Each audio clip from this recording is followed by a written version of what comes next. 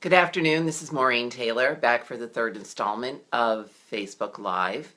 And today it's a very special segment. It's a segment completely concentrating on a project that I've been working on for more than a dozen years called The Last Muster. And you may have seen these books for sale.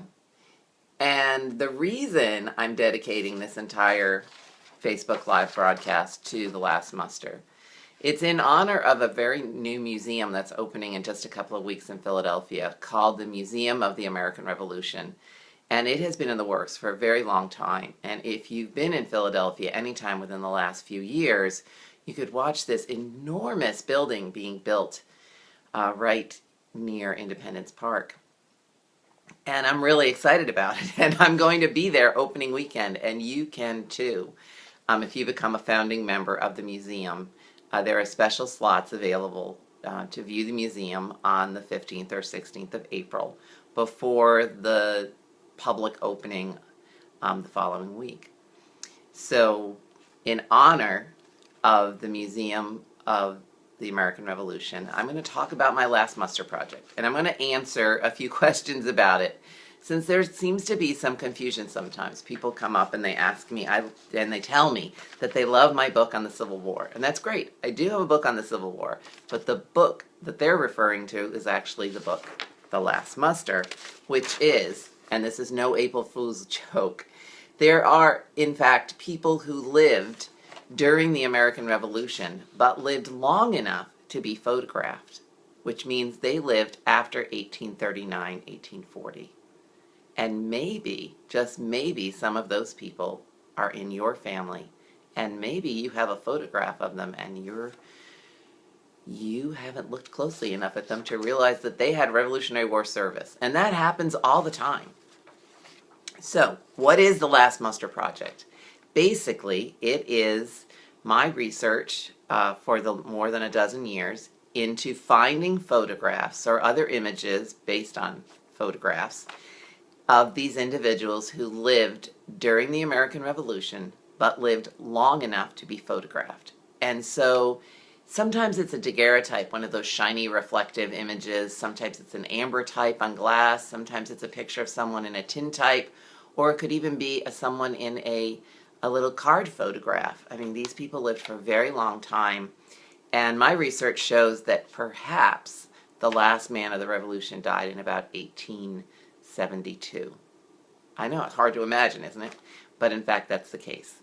So how many photographs have I found in this dozen years, or more than dozen years of searching? More than 200. Now there's 120 in the 2 volumes of the book, and you're probably wondering, well, why? Why don't you include all 200? And the problem is, sometimes I can't find the original photograph. I only have a poorer quality image from a newspaper or a magazine, something that's been copied over time. The original has been lost. Sometimes the original and the scan, it just isn't good enough quality for reproduction in a book. You need a pretty high quality resolution image for publication.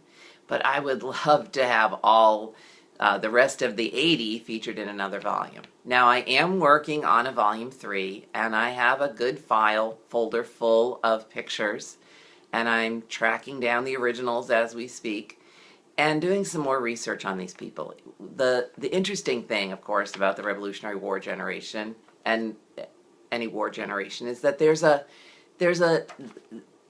some myth that goes with the storytelling. And so I have to actually verify all the facts, and that can take a long time. And sometimes there are conflicting facts, just like when you're researching your family history. A very common question is, why aren't there more photographs from people who lived in the southern colonies? And I myself had wondered that.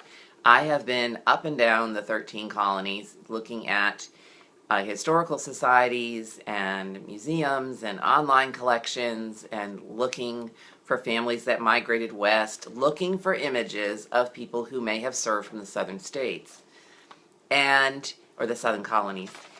And I finally found an answer in a person who came to one of my lectures. It was a person who used to work at a national museum with their photo collection, and he said it had something to do with the approach to photography, that Northerners with their industrial factories had a much cozier relationship with photography than the agricultural South. And in fact, there may not have been as many photo studios or as many or as much access to having your picture taken. Now, here's my plea. Here's my call to action in this Facebook Live video, which is how you can help and what I'm still looking for. It takes a lot of pictures to put together, to put in another book. And I have maybe 35 or 40. I could use a few more. So I'd like you to take a look at your family photographs. Think about those that you might have that depict somebody who was born in the 18th century, maybe before the war, and send me that information and let me take a look at your picture and see if that fits the project. And then if you are so inclined, it would be great to have a sort of army of researchers out there looking at local historical societies, finding some more pictures, because I know there are more. And the interesting thing about this search is these images find their way to me in clusters. I won't hear about a Revolutionary War person, and this could be a man, a woman, or a significant child, in a photograph for months. And then all of a sudden in 1 week, 3 or 4 people will send me pictures. So they happen in sort of clusters. And there's a lot of serendipity with this search. Now, I'm out there actively searching, but some of the ones that come to me just come to me because people just have heard about the project and decide to send me a scan. So I hope you've enjoyed this very special Facebook Live on the Last Muster Project. And I hope to see you in Philadelphia in a couple of weeks. Remember, if you want to get into the museum before anyone else, if you become a founding member, you have access in that first weekend, the 15th and 16th of April. Hope to see you then. Thank you.